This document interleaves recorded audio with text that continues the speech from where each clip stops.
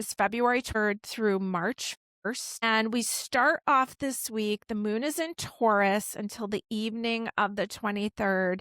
And then it moves into Gemini, okay? 9:29 p.m., moon to Gemini. And let's see.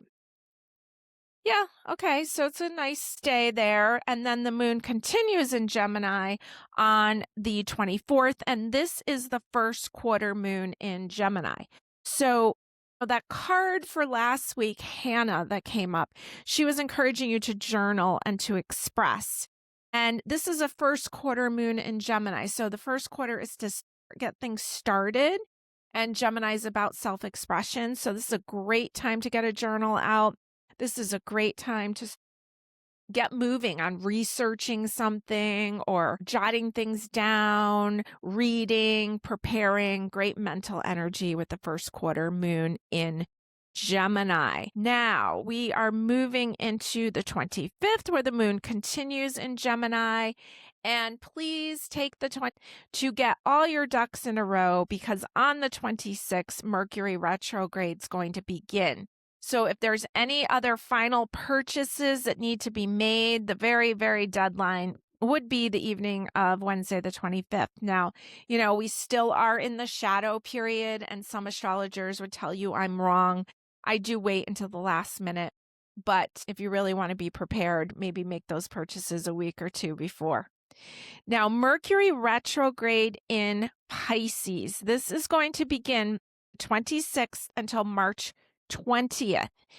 Now, Mercury, we talk about Mercury being the communicator, right? Mercury in Greek mythology delivered messages from the gods down to the humans, and sometimes even dipped into the underworld. Mercury's shadow is the trickster.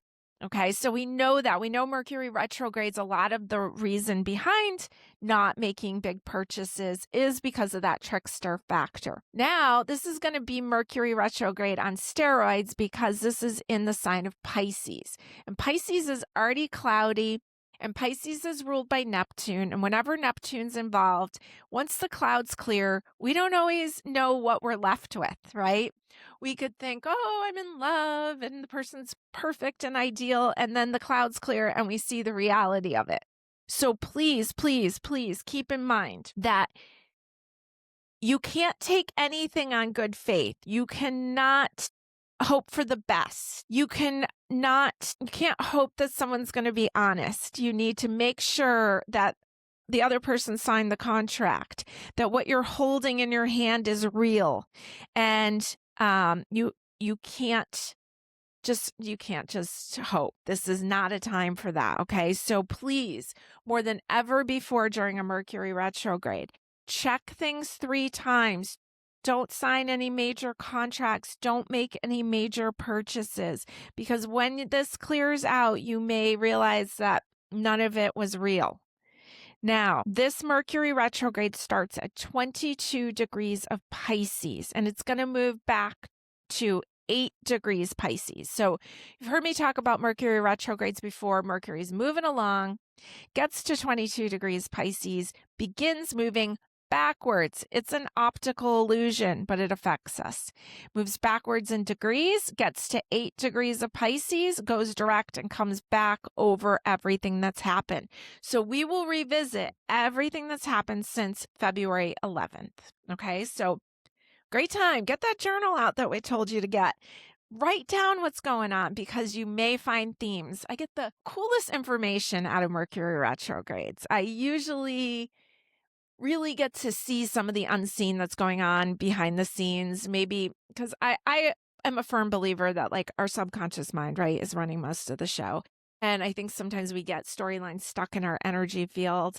And I think that Mercury retrogrades are a great time to purge that and to notice what's coming up, what themes are coming up. And they're not coincidental, right? I find that things come up in 3s during a Mercury retrograde. So if you run into the same person 3 times, you may want to question what's going on between the two of you, right? What unfinished business is there? Things like that. Okay. Now, this is going to be close. Mercury's hanging out close to Venus. So relationship themes may be a really big part of this, and anything with money, relationships, value. And then that's in Pisces, and they're going to be trining Jupiter, and Jupiter makes everything bigger.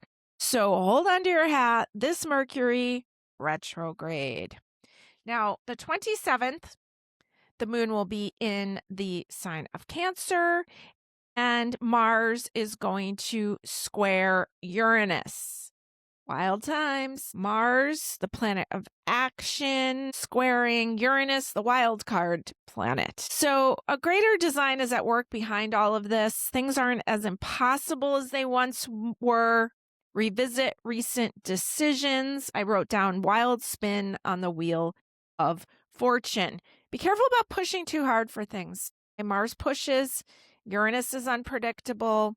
We already got a Mercury retrograde going on. We know things aren't necessarily as we think, as we see them, might not necessarily be true.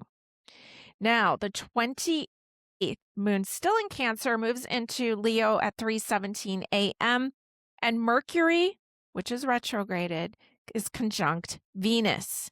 Now, they're both in the water sign of Pisces, so there's a lot of non-verbal communication going on. Feel it, take note of it, write it down in your journal, pay attention to it, revisit it through this Mercury retrograde, see what's coming up. When you're hanging out with people and you're like, standing near people and you start to feel certain vibes, please take note of it, because I bet you it's right. And it's going to be stronger than ever, this psychic energy right now during this month. Now, on the first Sunday, the moon will be in Leo, so enjoy the beautiful, fun energy of Leo. You can have a really fun Sunday. Let's pick a couple cards here for you. See what we got this week ahead. Get you one here from the Nightfall Tarot. Nightfall Tarot is kind of cool. It's almost like a Rider-Waite. It's just black and white. Really starting to like this Amber Moon Tarot. Keep in mind, all these decks are on my website, on our online store, tarotandtime.com, and there's free shipping over there right now. So if you like anything, go visit the store. There's all sorts of good things on that website, on that online store. I've been adding a lot of stuff, and we have a lot of Valentine's Day stuff in, and got a little spicy for Valentine's Day this year. Got some nice lingerie too. Okay, so the Queen of Cups is showing up here. I love how she has her hand over her cup. That always made me feel like she's referencing sobriety. The Queen of Cups, the Queen of Emotions, is there, and she's kind of in a way saying no, like, nope, like I don't feel it anymore. And the waterfall behind her, waterfalls, they say if you're depressed, go be by moving water because it lets off negative ions that make us feel good. Okay, so there's kind of this feel-good energy here, very watery, intuitive energy. We know how much water there is going on this month. We've got the Emperor, who's the boss, right? He's in charge, and he really looks in charge. Wow. Aries energy ruled by Mars. We know we have a lot of Mars square. We had that Mars square Uranus this week. So it's almost like, slow down. Let's not make any rash decisions. And the Knight of Wands is showing up. I love that this female version. She's shooting a fire arrow. She's on point and she's not going to take any garbage. So you got some powerful cards here. Queen of Emotions, Queen of Water, the Emperor, and the Knight of Wands. Okay, so it's almost like being very specific there where you're shooting that arrow to. Okay, and let's see what the oracle is. Cannot really pronounce this. Eterna. Okay. Eterna? I think it's Eterna. She who becomes. Metamorphose, transcend, and journey. Let's look at that one up. She who becomes rises light like a feather, no longer anchored to the ground. Her lightness of being creates a total metamorphosis of self. Even her hair is changing colors from fiery red to the intensity of light blue and white, like the hottest part of the flame. Her passion to transcend to her next highest self is taking place. Her right hand is held on the something mudra, Prithvi mudra, to offset the fire element and increase the earth element. She knows she must maintain this balance if she is to continue evolving. The power mudra increases her sense of stability, which she needs as she floats off the earth. Her antenna, like stamen, gathers information on deep sensory levels. A Turna may seem to be asleep, but she is focused on her journey at hand. This card indicates that you are at a moment of becoming the being you have been working on. All the effort is coming together to send you soaring up to the next plane. The good news and the bad news is there is always another level to achieve. Each subtle state of existence creates new challenges. Know that you have safely lived on your current plane, and all that you have learned by and failed in and powered through will be brought with you on your journey. The cranes who rise from the mist show you the past is a source of strength for the future. Like the caterpillar who metamorphoses into a butterfly, it is time to try out your new wings. All right. Well, you are becoming, that is for sure. And I see you in your power here. Choose wisely. And don't let everyone's emotions run into your life. That's kind of what I'm getting with the Queen of Cups hand covered. And the Knight of Wands here isn't going to take any garbage. So please don't. And please don't let anyone stand in the way of your metamorphosis.